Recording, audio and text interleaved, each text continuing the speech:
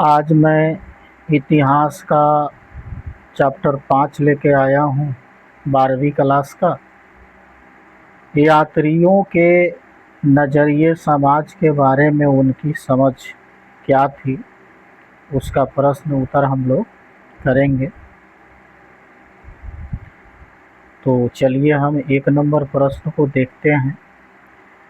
किताब उल हिंद पर एक छोटी टिप्पणी लिखें। उत्तर हो जाएगा किताब उल हिंद अल बिरूनी द्वारा लिखी गई थी। यह सरल था और अरबी में लिखा गया था। इसे धर्म, दर्शन, त्यौहार, खगोल विज्ञान, कीमिया, शिष्टाचार और रीति रिवाज, सामाजिक जीवन, वजन और उपाय, प्रतिमा, कानून और मेट्रोलॉजी जैसे विषयों पर 80 अध्यायों में विभाजित किया गया था। यह एक बहुत ही विशिष्ट संरचना में लिखा गया था। प्रत्येक अध्याय आम तौर पर एक प्रश्न के साथ शुरू होता है। इसके बाद संस्कृत परंपराओं पर आधारित विवरण होता है और अन्य संस्कृतियों के साथ तुलना के साथ निष्कर्ष निकाला जाता है। 2 नंबर क्वेश्चन हम लोग देखेंगे। इब्न बतूता और बर्नियर ने जिन दृष्टिकोणों से भारत में अपनी यात्राओं के वृत्तांत लिखे थे, उनकी तुलना कीजिए तथा अंतर बताइए। उत्तर हो जाएगा इब्न बतूता ने यात्रा के माध्यम से प्राप्त अनुभव को ज्ञान का आर्थिक महत्वपूर्ण स्रोत माना है। उन्होंने नई संस्कृतियों, लोगों, विश्वासों, मूल्यों आदि के बारे में सावधानीपूर्वक अपने विचारों को दर्ज किया। उन्होंने उन सभी के बारे में लिखा जिन्होंने उन्हें आँखों और कानों के लिए खुश सांसारिक मनोरंजन दिया। इब्न बतूता ने अपनी नवीनता की वजह से उन्हें प्रभावित और उत्साहित करने वाले हर चीज़ का वर्णन करने का निश्चय किया, जबकि बर्नियर उस समय भारत आया था जब मुगलों ने शासन किया और देश के कई हिस्सों की यात्रा की और उसने जो देखा उसके बारे में लिखा। भारत में उसने जो देखा अक्सर उसकी तुलना यूरोप की स्थिति और विशेष रूप से फ्रांस के साथ की। Question number 3। बर्नियर के विवरण से निम्नलिखित निकलने वाले शहरी केंद्रों की तस्वीर पर चर्चा करें।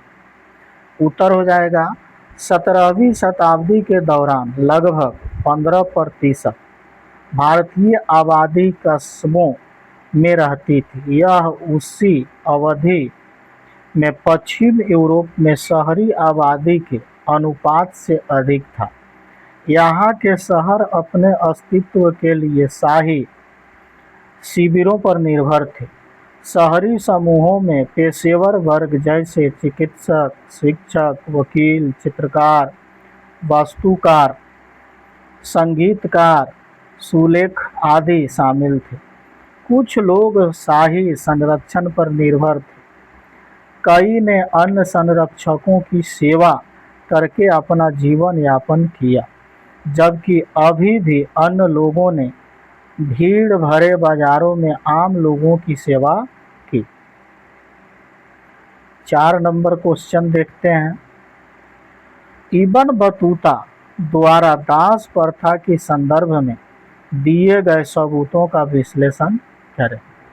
उत्तर हो जाएगा गुलामों को बाजारों में खुलेआम किसी भी सामान की तरह बेचा जाता था और नियमित रूप से उपहार के रूप में भेंट दिया जाता था। जब इब्न बतूता सिंध पहुंचा तो उसने सुल्तान मोहम्मद बिन तुगलक के लिए उपहार के रूप में घोड़े, ऊंट और दास खरीदे। उनके विवरण से यह स्पष्ट था कि दासों में काफी अंतर था। सुल्तान की सेवा में कुछ महिला दास संगीत और नृत्य के विशेषज्ञ थे। सुल्तान द्वारा अपने रसोइयों पर नजर रखने के लिए महिला दासों को भी नियुक्त किया गया था। दास आम तौर पर घरेलू श्रम के लिए उपयोग किए जाते थे। घरेलू श्रम के लिए महिला दासों की कीमत बहुत कम थी। क्वेश्चन नंबर 5 देखेंगे।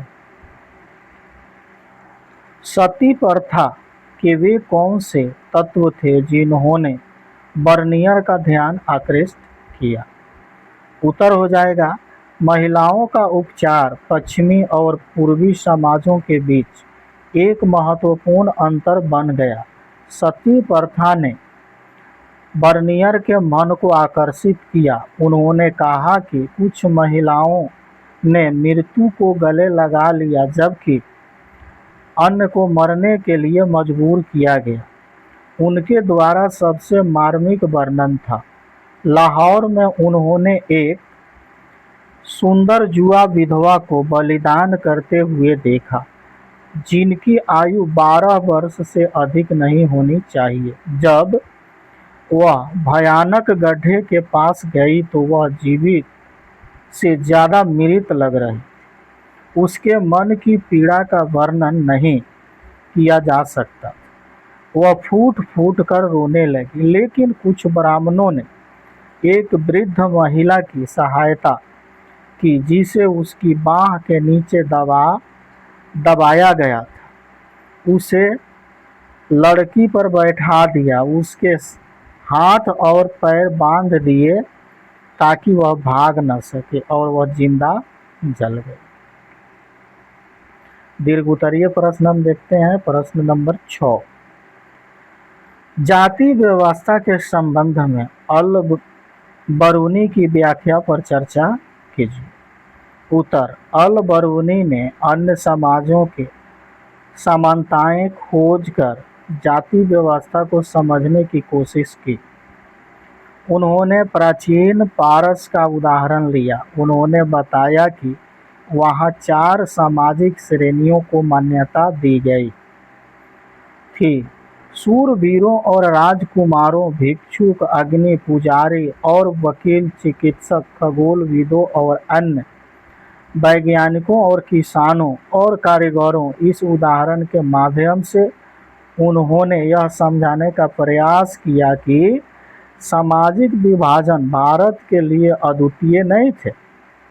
उसी समय उन्होंने बताया कि इस्लाम के भीतर सभी पुरुषों को समान माना जाता है, जो केवल धर्मनिष्ठा के पालन में भिन्न था। अल बरूनी ने वर्णों की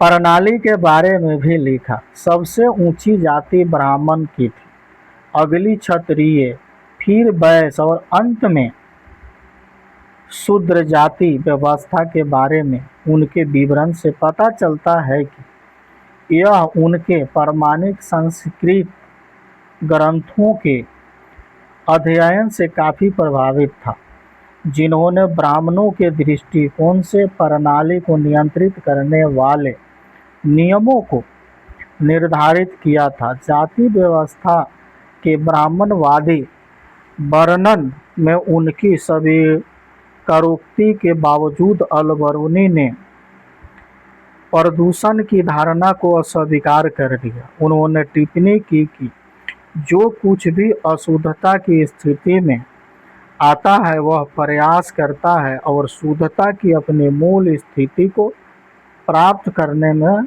सफल हो जाता है। सूरज हवा को साफ करता है और समुद्र में नमक पानी को दूषित होने से बचाता है। यदि ऐसा नहीं होता तो अल बरौनी के अनुसार पृथ्वी पर जीवन संभव असंभव होता। उनके अनुसार सामाजिक प्रदूषण की अवधारणा जाति व्यवस्था के लिए आंतरिक प्रकृति के नियमों के विपरीत थी। क्वेश्चन नंबर 7 देखेंगे। क्या आपको लगता है कि इब्न बतूता का विवरण समकालीन शहरों केंद्रों में जीवन को समझने में उपयोगी है? अपने जवाब के लिए कारण दें। उत्तर: समकालीन शहर केंद्रों में जीवन के बारे में इब्न बतूता के विवरण निम्नानुसार है। उन्होंने शहरों को उन लोगों के लिए रोमांचक अवसरों से भरा पाया जिनके पास आवश्यक संसाधन और कौशल थे। युद्धों और आक्रमणों के कारण होने वाले सामयिक व्यवधान को छोड़कर वे घनी आबादी वाले और समृद्ध थे। शहरों में भीड़ भाड़ वाली सड़कें थीं और कई तरह के सामानों के साथ उज्ज्वल और रंगीन बाजार थे। बाजार न केवल आर्थिक लेन देन के स्थान थे बल्कि सामाजिक और सांस्कृतिक गतिविधियों के केंद्र भी थे। अधिकांश बाजारों में एक मंदिर और एक मस्जिद थी और उनमें से कुछ में नर्तकियां, संगीतकारों और गायकों द्वारा सार्वजनिक प्रदर्शन के लिए स्थान चिन्हित थे। व्यापार और वाणिज्य के अंतर एशियाई नेटवर्क अच्छे थे। भारतीय निर्माताओं की पश्चिम एशिया और दक्षिण पूर्व एशिया दोनों में बहुत मांग थी और यह कारीगरों और व्यापारियों के लिए भारी लाभ प्राप्त करता था। भारतीय वस्त्र, विशेष रूप से सूती कपड़े, महीन मलमल, रेशम, ब्रोकेड और साटन की बहुत मांग थी। उन्होंने दिल्ली को एक विशाल शहर के रूप में वर्णित किया जिसमें एक बड़ी आबादी थी। भारत में सबसे बड़ा और दौलताबाद महाराष्ट्र में लगभग दिल्ली के आकार जैसा था। इसीलिए यह निष्कर्ष निकाल सकते हैं कि उनका विवरण हमें शहरी केंद्रों में जीवन के बारे में जानकारी देता है, लेकिन हमें भोजन की आदतों, जीवन शैली के पेशेवरों आदि के बारे में पूरी जानकारी नहीं मिलती। क्वेश्चन नंबर 8 देखेंगे। चर्चा कीजिए कि बर्नियर का वृत्तांत किस सीमा तक इतिहासकारों को समकालीन ग्रामीण समाज को पुनर्निर्मित करने में सक्षम करता है। उत्तर: समकालीन ग्रामीण समाज पर बर्नियर का विवरण था। उनके अनुसार भारत में भूमि के निजी संपत्ति के स्वामित्व की कमी थी। उसका निजी संपत्ति के गुणों में एक दृढ़ विश्वास था और ताज के स्वामित्व को राज्य और उसके लोगों दोनों के लिए हानिकारक मानता था। उनके अनुसार मुगल साम्राज्य में सम्राट सभी भूमि के मालिक थे और इसे अपने रसोइयों के बीच वितरित करते थे और यह अर्थव्यवस्था और समाज के लिए विनाशकारी परिणाम थे। यह धारणा अन्य यात्रियों द्वारा भी की गई थी, जिससे पता चलता है कि यह प्रचलित था और इस तरह यह समकालीन ग्रामीण समाज के पुनर्निर्माण का एक महत्वपूर्ण कारक बन गया।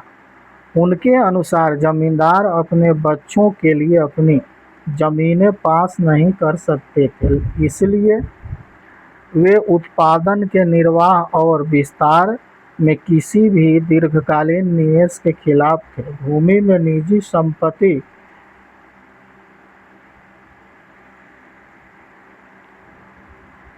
की अनुपस्थिति, इसलिए भूमि को सुधारने या बनाए रखने की चिंता वाले जमींदारों के वर्गों के उभरने को रोकती थी, जिसके कारण कृषि की एक समान बर्बादी होती थी। किसान का अत्यधिक उत्पीड़न और निरंतरता सत्तारूढ़ अभिजात वर्ग को छोड़कर समाज के सभी वर्गों के जीवन स्तर में गिरावट, उनके अनुसार बहुत अमीर और शक्तिशाली वर्ग अल्पमत में था।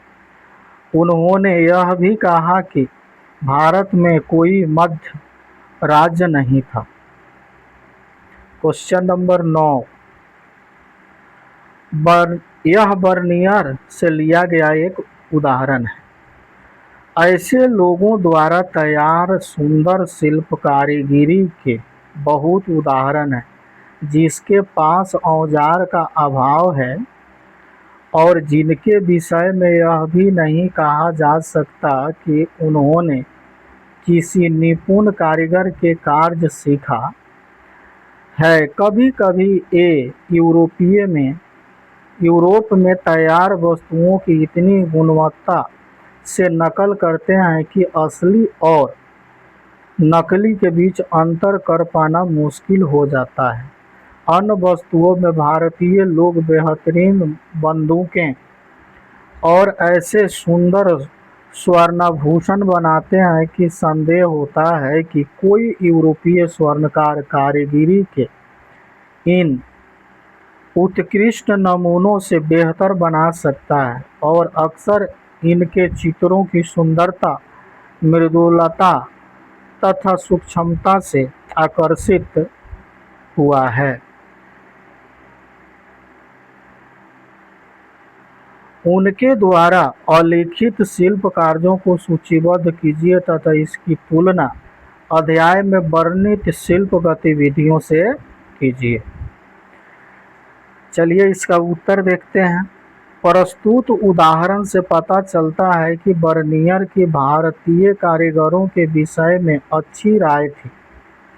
उसके माता अनुसार भारतीय कारीगर अच्छे औजारों के अभाव में भी कारीगरी के प्रशंसनीय नमूने प्रस्तुत करते थे। वे यूरोप में निर्मित वस्तुओं की इतनी कुशलतापूर्वक नकल करते थे कि असली और नकली में अंतर कर पाना मुश्किल हो जाता था। बर्नियर भारतीय चित्रकारों की कुशलता से अत्यधिक प्रभावित था।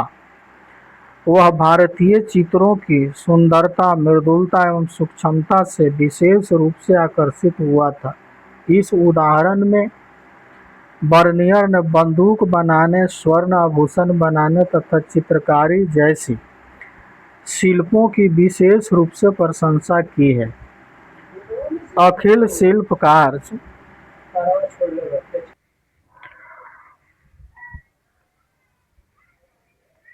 बर्नियर द्वारा अलिखित शिल्पों या शिल्पकारों को इस प्रकार सूचीबद्ध किया जा सकता है: बढ़ई, लोहार, जूल्हा, कुम्हार, खरादी, परलक्षा, रस को रोगन लगाने वाले, कसीदकार, दर्जी, जूते बनाने वाले, रेशमकारी और महीन मलमल का काम करने वाले, वास्तुविद, संगीतकार तथा सुलेख आदि। प्रस्तुत उदाहरण में बर्नियर ने लिखा है कि भारतीय कारीगर औजार एवं प्रशिक्षण के अभाव में भी कारीगरी के प्रशंसनीय नमूने प्रस्तुत करने में सक्षम थे। अध्याय में वर्णित शिल्प गतिविधियों से पता चलता है कि कारखानों अथवा कार्यशालाओं में कारीगर विशेषज्ञों की देख रेख में कार्य करते थे। कारखानों में विभिन्न शिल्पों के लिए अलग अलग कक्ष थे। शिल्पकार अपने कारखाने में प्रतिदिन सुबह आते थे और पूरा दिन अपने कार्य में व्यस्त रहते थे। मानचित्र अब दिया हुआ है, इसको देख लेते हैं। दुनिया के रूपरेखा मानचित्र पर इब्न बतूता द्वारा देखे गए देशों को चिन्हित करते हैं। वे कौन से समुद्र हैं जिन्हें उसने पार किया होगा। उत्तर है इब्न बतूता द्वारा दौरा किए गए देश हैं मक्का, सीरिया, इराक, पारस, यमन, ओमान, भारत, चीन, सुमात्रा, मालदीव, श्रीलंका। समुंदर के नाम है हिंद महासागर, लाल सागर, अरब सागर, बंगाल की खाड़ी, दक्षिण चीन सागर, पूर्वी चीन सागर, उत्तरी अटलांटिक महासागर, दक्षिणी अटलांटिक महासागर। तो चलिए अब इस मानचित्र को हम देख लेते हैं। देखिए यही मानचित्र है और इसको आप लोग देख लीजिएगा और उत्तर अपना अपना दीजिएगा। और अपना कीमती समय देने के लिए बहुत बहुत धन्यवाद। अगर यह अच्छा लगा हो तो लाइक कर देना, सब्सक्राइब कर देना चैनल को। बहुत बहुत धन्यवाद।